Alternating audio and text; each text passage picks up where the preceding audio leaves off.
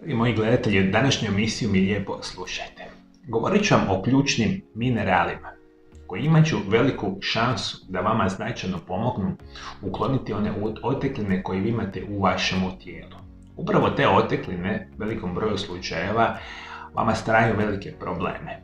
Jer značajni problemi sa oteklinama budu vezani sa bolesnim srcem, bolesnom jetrom, bubrezima, bolesnim čak i plućima.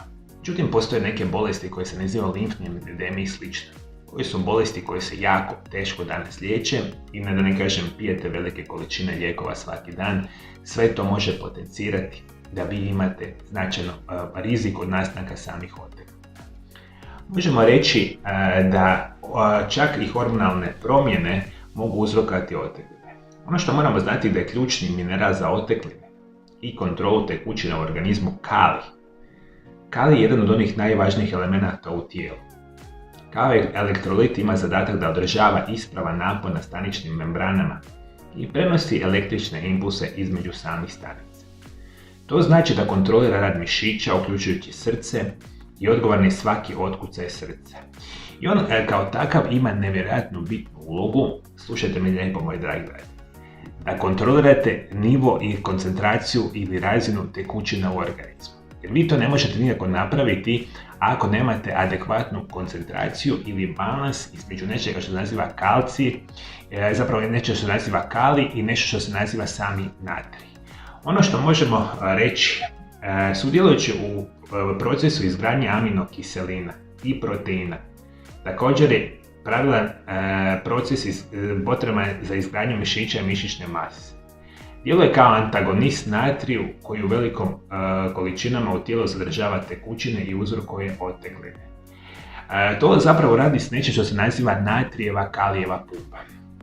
Da mi lakše moji gledatelji shvatite. U velikom broju slučajeva imate izuzetno veliku količinu natrija, odnosno soli u organizmu. To vi se unosite uz putem hrane, da vi toga uopće niste svjesni. Sol kao takva, isto tako kao i šećer, ima nevjerojatnu mogućnost zadržavanja tekućina u organizmu. Vi ako imate kroničan nedostatak samoga kalija, što ja sam praktično siguran da ste u velikoj šansi da imate, vi imate puno veću koncentraciju onda soli i ta sol zadržava vaše tekućine, preneseno znači veće otekline, veći problem.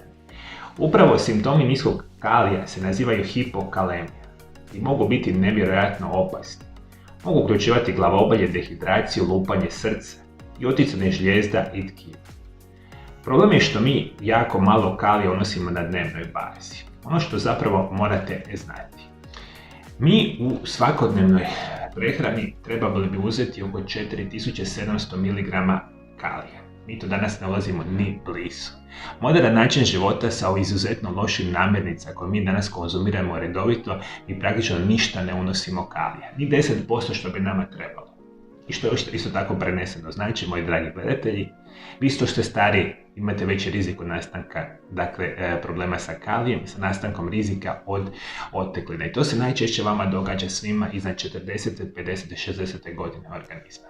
Posljedica načina života, posljedica godina života, starijih godina života, vi sve kalije imate sve manje i manje, posljedice svega su tu otekline. Ono što vama zapravo treba su namirnice koje su bogate sa samim kalijem. Kao što su grah, bijeli lima, crni pinto, čak mornarički ili garbanzo grah.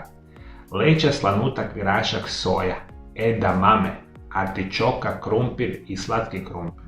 Baterna, tikva, bundeva, špinat, blitva. Kelj, potočarka, cikla, prokulica, banane, losos, sardine i sami grejp. I tekako, dakle, vodite računa, trebate uzeti. To su sve ove zdrave namirnice koje vi ne volite jesti, jel tako, moji dragi gledatelji? Međutim, činjenica je takva. Što ste stariji, praktično sigurno ste u nedostatku kalija, imate disbalans kalija i natrija, otekline puno veće. Još vodite mi računa.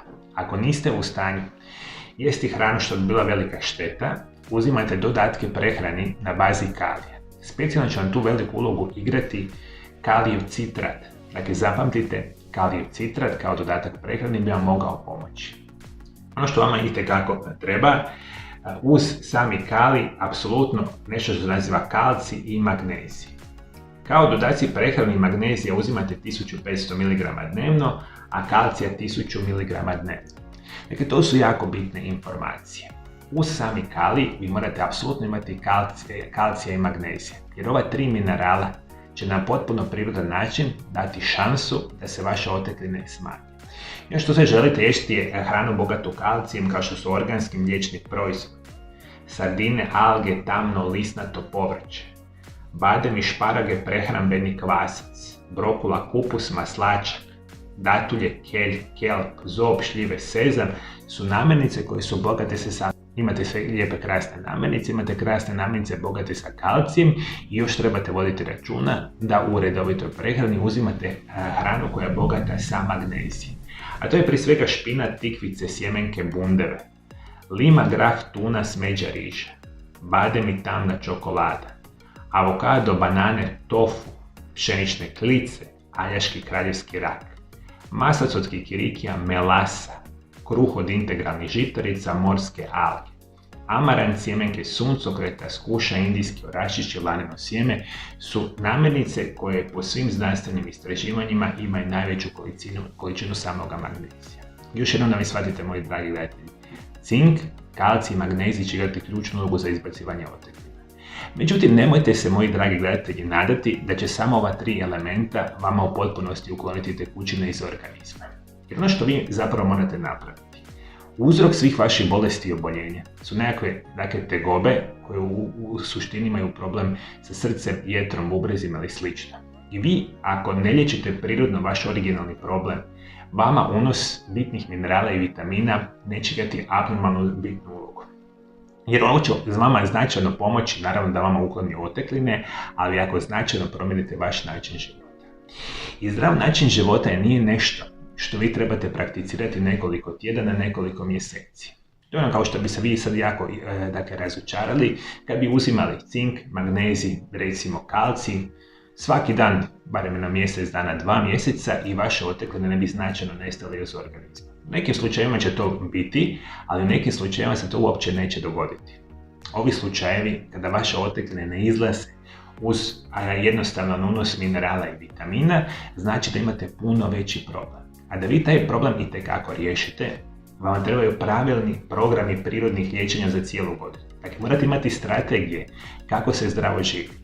Jer vi ako ne živite zdrav način života, radite sve što ste do sad radili, pijete enormne količine lijekova i se nikada nećete izliječiti od vaših oteklina u organizmu.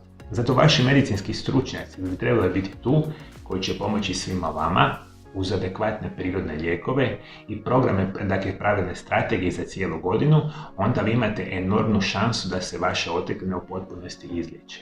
Jeste me shvatili, moji dragi gledatelji? Dakle, zdrav način života nije nešto što ćete vi prakticirati mjesec, 2, a ostatak godine ćete raditi što hoćete, nego to mora postati jednostavno stil života. Svih 12 mjeseci u godini vi zdravo živite i ako to napravite, dakle vjerujte, moji dragi gledatelji, vi ćete perfektno zdravi, a isto tako ćete ukloniti ove vaše otekline sigurno i trajno i nikad zapravo više nećete imati problema ovoga tipa.